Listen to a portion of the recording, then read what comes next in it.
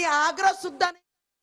बातमी अर्चना पाटलांचा आज दुपारी 3 वाजता अजित पवार गटामध्ये प्रवेश होणार आहे। अर्चना पाटील या भाजप आमदार राणा जगजितसिंह यांच्या पत्नी आहेत। अर्चना पाटलांचा आज दुपारी 3 वाजता अजित पवार गटामध्ये प्रवेश होणार आहे। महत्त्वाची बातमी, अर्चना पाटील या आज आपला अजित पवार गटामध्ये प्रवेश करणार आहेत आणि धाराशिव लोकसभेची जागा अर्चना पाटील यांना मिळण्याची शक्यता आहे अशी माहिती सूत्रांनी दिलेली आहे। या सगळ्या संदर्भात अधिक माहिती देण्यासाठी माझे सहकारी अक्षय मणकणी आपल्यासोबत जोडले गेलेत। अक्षय, सुमित, महायुतीमध्ये धाराशिव लोकसभा मतदारसंघ जो आहे तो राष्ट्रवादी काँग्रेस पक्ष यांच्या वाट्याला आलेला आहे।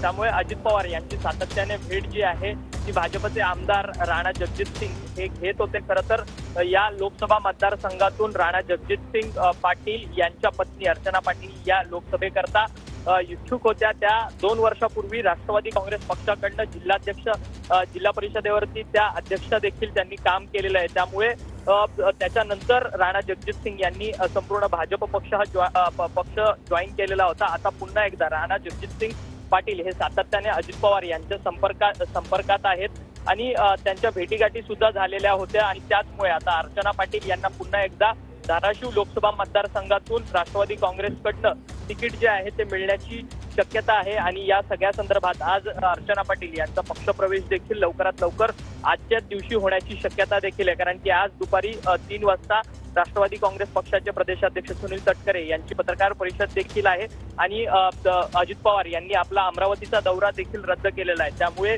अर्चना पाटील यांचा आजच्या आज पक्षप्रवेश होणार का हे देखील पाहणं तितकंच महत्त्वाचं ठरणार आहे। आणि धाराशिव लोकसभा मतदारसंघातून महाविकास आघाडीकडनं ओमराजे निंबाळकर यांना तिकीट देण्यात आलेली आहे, तर ते विद्यमान खासदार आहेत। त्यांच्या विरोधात अर्चना पाटील या असतील तर एकंदरीतच जो मुकाबला आहे, जो सामना आहे लोकसभेचा, तो हाय व्होल्टेज होण्याची शक्यता देखील वर्तवण्यात येते। त्यामुळे अर्चना पाटील यांचा आज पक्षप्रवेश होणार का हे देखील पाहणं तितकंच महत्त्वाचं ठरणार आहे। आजच पक्षप्रवेश होणार का हे पाहणं महत्त्वाचं असेल। धन्यवाद तुम्ही दिलेल्या सविस्तर माहितीसाठी अक्षय।